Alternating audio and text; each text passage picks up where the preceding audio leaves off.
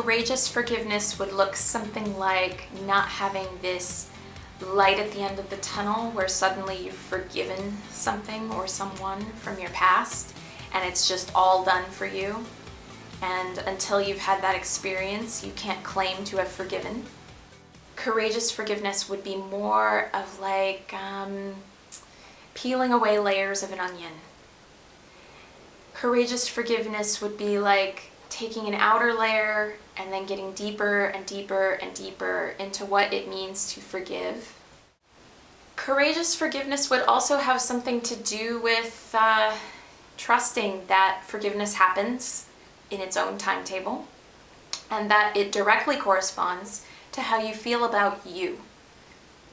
The capacity you have for forgiveness is absolutely proportional to the capacity you have for totally loving and accepting who you are and where you're at and surrendering and letting go of attachment. And that those are probably lifelong journeys for most people, except for a few enlightened, gurus out in India or something who managed to get it all figured out in one go. But for the average everyday human, and I would say I'm in that category, forgiveness is more of a spiritual practice and more of an actual journey and more of a process than it is this destination point to arrive at. I think it's so important to say that because I have been hung up for years. I don't think I am anymore, although like I said, in this conception we're talking about an onion, and I might next week find another layer of this onion to peel away. But I was hung up for years with this idea that forgiveness was a destination point, and that until I had arrived at a place of forgiveness for various situations that I didn't think should have happened, or various people that I didn't think should have acted the way they acted, that was it. It's like, you can't be a little bit pregnant, you can't be a little bit in a space of forgiveness. And I've shifted around that enormously, and I actually believe now that you can have degrees of forgiveness and that you can keep plumbing the depths of forgiveness and you can keep going deeper with it.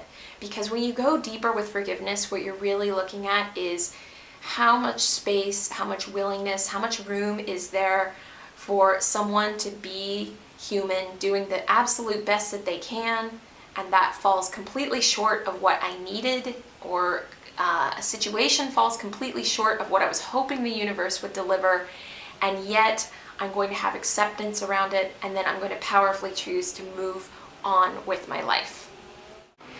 I think courageous forgiveness would also absolutely be about the concept that you don't forgive other people to somehow let them off the hook. You forgive for yourself. You forgive to let yourself off of the hook, because an enormous amount of energy when we don't forgive goes into rehashing blame, going over and over and over how they should have done it better, they could have done it better if they just tried harder. Major area of forgiveness for a lot of people would be feeling resentment, blame, upset at the way that you were raised. And we live in a very therapy or psychologically oriented culture, and one of the things that I think I don't like seeing out of that culture sometimes, or I'll just say I don't always agree with it, would be sometimes I see a lot of emphasis placed on sort of how someone was raised, and that being symptomatic of how they're going to be. And you'll hear a lot of people who are like, well, my mom raised me not to believe in myself, and so I just don't believe in myself. And that might actually be true. There's probably an inner kid in that person that's very much hurting and very much needs to get real and honest about that experience of being raised not to believe in themselves very much. There's also a certain point at which it just has to be said that a mother who raises their child not to believe in themselves is a mother who doesn't believe in herself.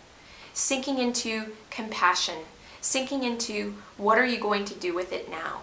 Sinking into if a child, a grown child, but a grown adult child is walking around and saying, my mom didn't do this for me back then, so this is why I can't do it now. Couldn't the mom have the same quote-unquote excuse for not changing behavior? Well, my mom did it to me then, which is why I didn't raise my child to do it better in the present. There's such a lineage there. And rather than focusing on the ways in which our parents didn't raise us in ways that we would have liked to have been raised, or our teachers, counselors, whoever had an influence on us growing up, they fell short, they didn't do what they quote unquote should have done or quote unquote could have done. What's it like to sink into allowing that they really did do the best they could with what they had? It's really true. If they could have done better, they really would have. If they had been open, they would have done better. And it was never personal. It was never your fault. It was just simply you were where you were. And how much forgiveness can you have of that person for being utterly human? And how much forgiveness can you have of yourself for the places where you have carried on the conditioning that you received and then just repeated the pattern? Because that's a big space of forgiveness for a lot of people. Forgiveness is not letting someone quote unquote get away with something. And this was a big question that came up when I was a rape crisis counselor. You take these sort of horrifying events in life, such as rape. And should someone who has been raped forgive their rapist? I'm not going to say that anyone should or should not do anything. I'm going to invite that person into not saying that being raped was okay, because that would be a little nutty, all right? It's not okay.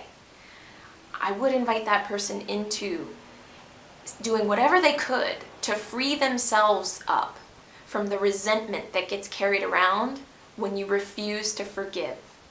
Forgiveness is not synonymous with saying that something is okay. Forgiveness is the nourishment you give yourself. It is you giving yourself freedom. It is you saying, this event does not define me.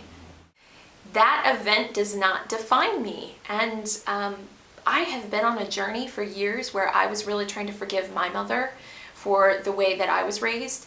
And I went into the compassion, and she did the best she could, and I've had the inner kid wars that have been going, she should have done better, combined with the adult who's more logical and says everybody does the best they can, and getting that. And you know where I really have had the most movement around that, and to a degree where I can now say that I've really let go, and I just think of my mom and I'm like, what an amazing woman, is that how she raised me has nothing to do with me, who I am right now, here today. Nothing. I'm defining that. I'm defining who I am today. You know, the next thing that people will sometimes go to when they hear that someone else was able to forgive someone that they had had a long-standing conflict or difficulty with is they'll say, well, it must have been that your situation was a lot easier to deal with than my situation. And that might be true. You know, it might be that one person has a lot longer history or a deeper wound. But I just have to say that, you know, when I'm talking about forgiving my mom, I'm talking about forgiving a woman who had a child, me, and had an enormous amount of anger, an enormous amount of pain from her own childhood. And she was doing the best she could, and she certainly grew up in a culture that didn't make it okay for self-exploration. And the messages that I saw growing up, they were really painful to deal with. I was told outright, who do you think you are? I was told not to think much of myself. I also received messages to really believe in everything that I did. But when my mother was triggered and she was really angry and she was in a lot of pain, I received some really damaging messages that I took and carried around for a long time. And I said all the things that people say. If I could just get over what happened to me in my childhood, then I'd be okay. No, you don't wait to just get over what happens in childhood. You do what you can to unpeel that onion. You embark on the journey of forgiveness. You explore compassion like your hair's on fire and you're looking for water. You see how much more love you can muster. And you do all of that not because the person involved is somehow going to be off the hook, but because you're off the hook. You declare yourself worthy of living a life that is free of resentment. You declare yourself worthy of living a life that is not about dragging around this old tired stuff. And I have such gentleness to extend in this conversation, because I know some people listening to it will be working on forgiving some really old wounds. But I know that you can do it. Sink into what forgiveness looks like for you. You get to define where you're at on that journey, and it does not have to be a light at the end of the tunnel. Consider forgiveness to be the most radical act of self-love that you could ever give as a gift to yourself. It's not about the other person. It's all about you.